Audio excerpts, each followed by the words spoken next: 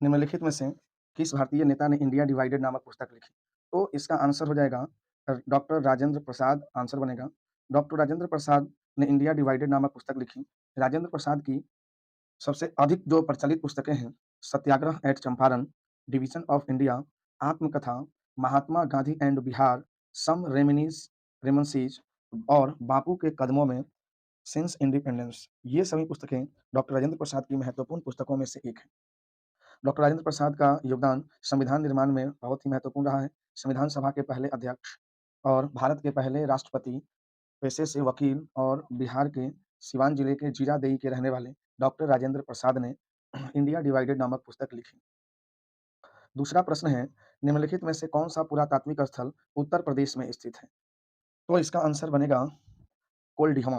बिल्कुल correct answer होगा कोल्डिहवा, उत्तर प्रदेश में स्थित पुरातात्विक स्थल है। अगर हम बुर्ज की बात करें, तो बुर्ज श्रीनगर में स्थित है और चिरांद की बात करें, तो सारण, ब्रह्मगिरी और नासिक महाराष्ट्र में स्थित महत्वपूर्ण स्थल में से एक है। तीसरा प्रश्न देखें एमटीएस 3 का तीसरा प्रश्न बोला स्वास्थ्य और परिवार कल्याण मंत्रालय द्वारा शुरू की गई एनडीएचएम योजना का पूर्ण रूप क्या है? तो इसका आंसर एनडीएचएम तो इसका आंसर देख लेंगे जो ऑप्शन नंबर है, ऑप्शन नंबर डी इसका आंसर बनेगा। ठीक है, नेशनल डिजिटल हेल्थ मिशन। तो स्वास्थ्य और परिवार कल्याण मंत्रालय द्वारा शुरू की गई राष्ट्रीय डिजिटल स्वास्थ्य मिशन योजना है। इसे 15 अगस्त 2020 को लाल किला यानी नई दिल्ली में स्थित लाल किला से लॉन्च किया गया था। राष्ट्रीय डिजिटल स्वास्थ्य मिशन का उद्देश्य है उत्कृष्ट स्वास्थ्य सेवाओं और कल्याण तक आसान पहुंच सुनिश्चित करना इसका मूल उद्देश्य है। अगला प्रश्न है, भगवान गोमतेश्वर की 18 मीटर की मूर्ति स्थित है। देखिए, भगवान गोमतेश्वर आंसर बनेगा ऑप्शन नंबर सी, श्रवणबेलगोला। तो जैन तीर्थंकर यानी कि जैनों का मुख्य तीर्थ स्थल रहा है श्रवणबेलगोला और 18 मीटर ऊँची ये प्रतिमा स्थित है, गोमतेश्वर की प्रतिमा स्थित है। इसे दुनिया की सबसे ऊँची खड़ी मुक्त मुक्त रूप से खड़ी अखंड मूर्तियों में से एक माना जाता है। तो 981 ईस्वी में एक जो गंगा योद्धा हैं, चामुंडा राय द्वारा इसका निर्माण किया गया था और ऐसा कहा जाता है कि इसी श्रवणबेलगोला में चंद्रगुप्त मौर्य ने संलेखन विधि से अपना शरीर त्याग किया था। तो श्रवणबेलगोला जैनों के लिए महत्वपूर्ण स्थल रहा है। नेक्स्ट क्वेश्चन है, निम्नलिखित में से कौन-सा शब्द वास्तुकला की शैली से संबंधित है?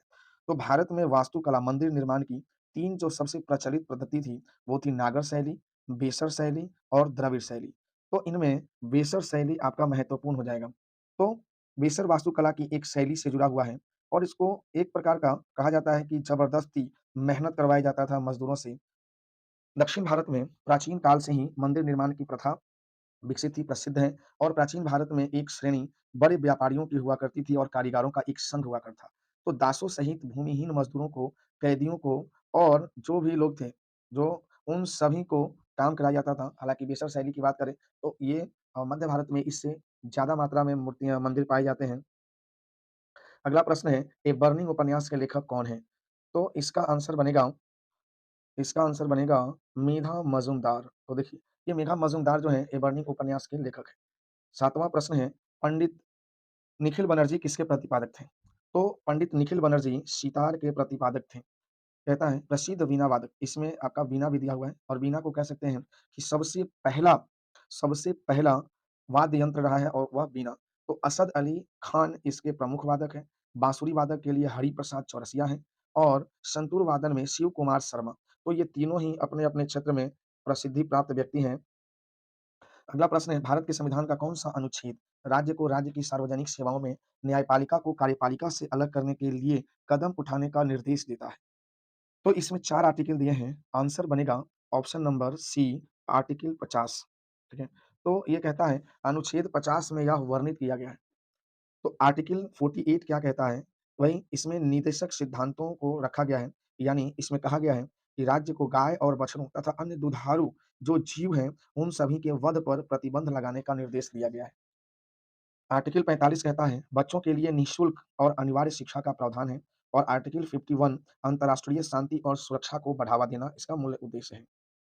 नेक्स्ट प्रश्न है, निम्नलिखित में से कौन-सा भारत में आर्थिक सर्वेक्षण के प्रमुख लेखक हैं? देखिए, आर्थिक सर्वेक्षण के प्रमुख लेखक के रूप में मुख्य आर्थिक सलाहकार को जाना जाता है और ये मुख्य आर्थिक सलाहकार भारत में आर्थिक सर्वेक्षण के प्रमुख लेखक होते हैं। सीईए आर्थिक मामलों के विभाग, वित्त मंत्रालय, भारत सरकार के आर्थिक प्रभाग का प्रमुख होता है। वी अनंत नागेश्वरन वर्तमान यानी कि बोले तो 2022 में मुख्य आर्थिक सलाहकार बने थे।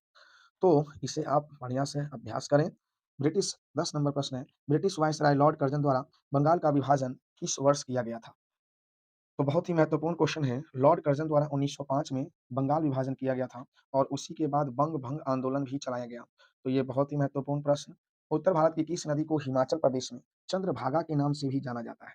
तो चिनाब को देखिए, असल में आंसर बनेगा चिनाब। कहता है चिनाब को हिमाचल प्रदेश में चंद्रभागा के नाम से जाना जाता है। चिनाब नदी का स्रोत बारालाचा दर्रा है। तो जो 2 पहाड़ियों के बीच का जो भाग है, कंदरा होती हैं, उसको दर्रा कहते हैं। तो बारालाचा दर्रा को काटती हुई यह हिमाचल प्रदेश में प्रवेश करती है। तो अगले प्रश्न की ओर चलें। 1875 में दक्कन में साहूकारों और अनाज व्यापारियों के खिलाफ किसान विद्रोह किस जिले से आरंभ हुआ था? तो देखिए, किसान विद्रोह आंसर बनेगा इसका option number A, Una, Maharashtra.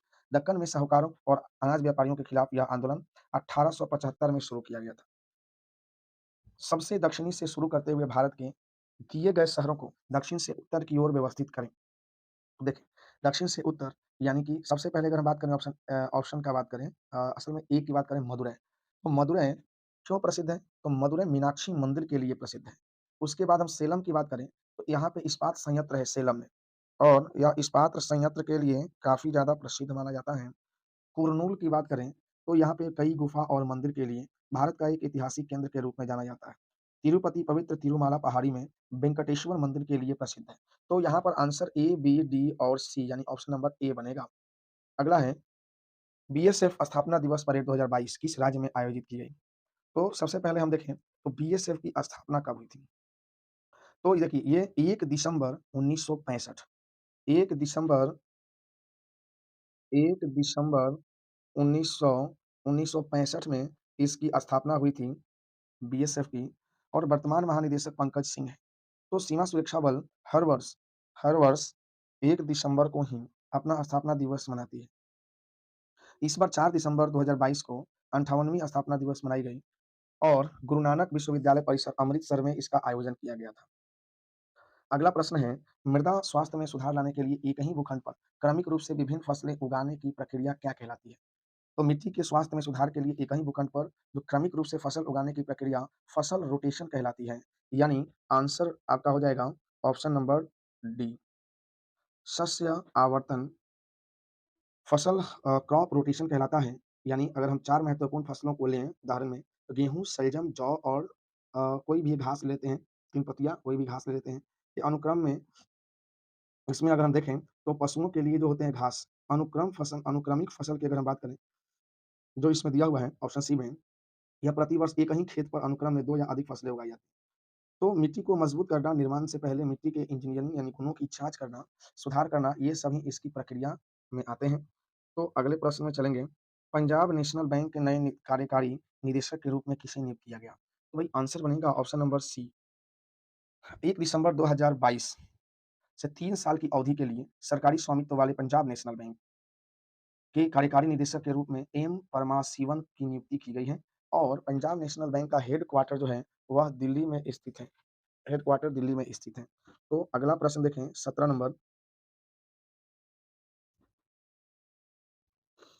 Number प्रश्न बोला, गन्ना उगाने या गन्ने की खेती के लिए निम्नलिखित में से कौन-सी आदर्श जलवायु स्थितियों की आवश्यकता होती है? तो 4 ऑप्शन पढ़ें। ऑप्शन ए मध्यम तापमान, वर्षा और सूर्य प्रकाश की प्रचुर मात्रा। तो इस प्रश्न का आंसर ऑप्शन नंबर ए तो हो ही नहीं सकता। बी 21 डिग्री से 27 डिग्री सेल्सियस के तापमान के मध्य और आर्द्र जलवायु और 75 सेंटीमीटर से 100 सेंटीमीटर के बीच वार्षिक वर्षा की अगर बात करें, तो ये बिल्कुल करेक्ट है। ये गन्ने के लिए उपयुक्त स्थिति है, उपयुक्त दशा मानी जाती है। ऑप्शन सी और डी दोनों ही नहीं होंगे। तो गन्ना की अगर हम बात करें, तो यह सैकरम ऑफिसिनरम परिवार की ग्रामीनी यानी कि पोएसी भारत में सबसे अधिक उगाई जाने वाली फसल है। गन्ने को एक नगदी फसल के रूप में जाना जाता है। उत्तर प्रदेश गन्ना उत्पादन में सबसे नंबर 1 है और अगर विश्व की बात करें तो ब्राज़ील गन्ना उत्पादन में नंबर 1 है। मिर्ज़ा हाकिम इनमें से किस मुगल बादशाह के सौतेले भाई थे? तो 18वाँ प्रश्न है। तो मिर्ज़ा हकीम जो थे, वह अकबर के सौतेले भाई थे। आंसर बनेगा आपका ऑप्शन नंबर सी, अकबर के सौतेले भाई थे। अगर मुगल काल की बात करें, तो सबसे पहले बाबर 1526 से 1530, उसके बाद हुमायूँ, उसके बाद अकबर हुमायूँ का काल 1530 से 1556, अकबर का काल 1556 से 1605 और जहांगीर का काल 1605 से 1605 से 1627, उसके बाद शाहजहाँ 1628 से 58 और औरंगज़ेब जिसे आलमगीर कहा जाता है 1658 से 1707। इसके बाद मुगल वंश का पतन माना जाता है कि यहीं से पतन प्रारंभ हो गया। चलिए 19वें प्रश्न की बात करें, बैंकिंग के संदर्भ में एनईएफटी में एफ का क्या अर्थ है? तो आंसर बनेगा 19 का सी, एफ का मतलब होता है फंड। यह एनईएफटी एक इलेक्ट्रॉनिक भुगतान प्रणाली है, जो पूरे देश में सीधे एक से एक भुगतान की सुविधा प्रदान करती है, यानी कि वन टू वन। यह एक 11 अंकीय कोड है। देखिए एनईएफटी में 11 अंक होते हैं कोड के और इसमें जो पहले 4 होते हैं 4 अल्फ़ा वर्ण बैंक का प्रतिनिधित्व करने वाले यानी कि बैंक के कोड होते हैं और अंतिम 6 जो वर्ण शाखाएँ हैं, वो वर्ण शाखाओं के रूप में यानी कि ब्रांच के रूप में है और 5वां जो इसमें वर्ण है वो शून्य होता है। तो इसमें देखिए एनईएफटी जो है एक प्रकार की इलेक्ट्रॉनिक भुगतान प्रणाली है। तो अगले प्रश्न में देखें, कहता है मलेरिया रोग निम्न में से किस प्रोटोजुआ के कारण होता है? तो आंसर बनेगा इसका सी, मलेरिया रोग प्लाज्मोडियम के कारण होता है। प्लाज्मोडियम परजीवी के कारण होने वाला एक तीव्र ज्वर संबंधी बीमारी है और कह सकते हैं हम कि 5 परजीवी प्रजातियाँ जो मनुष्यों में मलेरिया का कारण बनाती हैं। इसमें 2 प्रजाति हैं पाल्सीपेरम और पी वै विवैक्स।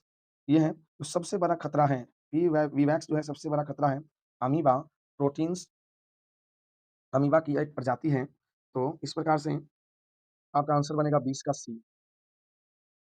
देखिए 21वां प्रश्न क्या बोला? पंचायतों से संबंधित संवैधानिक प्रावधान भारतीय संविधान के किस भाग में दिए गए हैं? तो पंचायतों से संबंधित जो संवैधानिक प्रावधान है, आंसर बनेगा 21 का बी, 9 में है।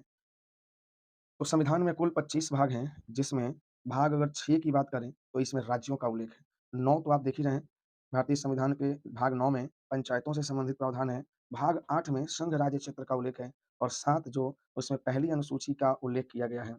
तो अगला प्रश्न है, दूरी को मापने के लिए किस उपकरण का उपयोग किया जाता है?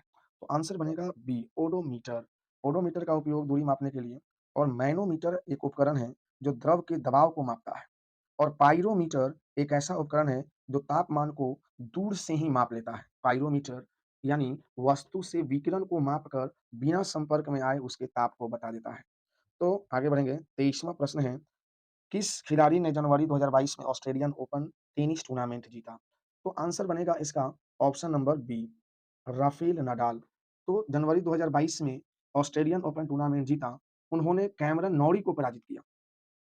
और सबसे अधिक 4 ग्रैंड स्लैम टूर्नामेंट जनवरी में ऑस्ट्रेलियन ओपन, मई के अंत में जून की शुरुआत तक फ्रेंच ओपन और जून के अंत से जुलाई तक की शुरुआत में विंबलडन और अगस्त-सितंबर में यूएस ओपन, इन सभी में सबसे महान खिलाड़ी रहे हैं ये। तो 4 बड़े ग्रैंड स्लैम होते हैं, उसको याद कर लेंगे, ठीक है? अगला प्रश्न है, भारत में किस केंद्र शासित प्रदेश में देश का सबसे बड़ा अंतर्राष्ट्रीय योग केंद्र है? तो 24 का आंसर हो जाएगा डी, जम्मू-कश्मीर। सबसे बड़ा योग केंद्र जम्मू-कश्मीर के उधमपुर की चीनानी जो तहसील है, उसके मनतलाई गाँव में बनाया गया है। अगला प्रश्न देखेंगे, दिष्ट या प्रत्यावर्ती विद्युत धारा के एम्पीयर के मापन हेतु प्रयुक्त माप यंत्र को क्या कहा जाता है? तो इसके माप यंत्र को क्या कहा जाता है? आंसर बनेगा इसका सी, एमीटर। एम्पीयर में प्रत्यक्ष या प्रत्यावर्ती विद्युत धारा को मापने के लिए एमीटर का उपयोग करते हैं। अगर हम एक्सेलेरोमीटर की बात करें, एक्सेलेरोमीटर एक उपकरण है जो किसी संरचना के कंपन या गति के त्वरण को मापता है। बैरोमीटर एक वैज्ञानिक उपकरण है जिसका उपयोग वायुमंडलीय दबाव को मापने के लिए किया जाता है। और वोल्टमीटर की बात करें, एक उपकरण है जिसका उपयोग विद्युत परिपथ में 2 बिंदुओं के बीच विद्युत विभव अंतर को मापने के लिए किया जाता है। तो एमटीएस 5 जो कि बहुत ही महत्वपूर्ण प्रश्न है, आप इन सभी प्रश्नों को बार-बार अभ्यास करें और चैनल को लाइक, शेयर एंड सब्सक्राइब कर दें। धन्यवाद।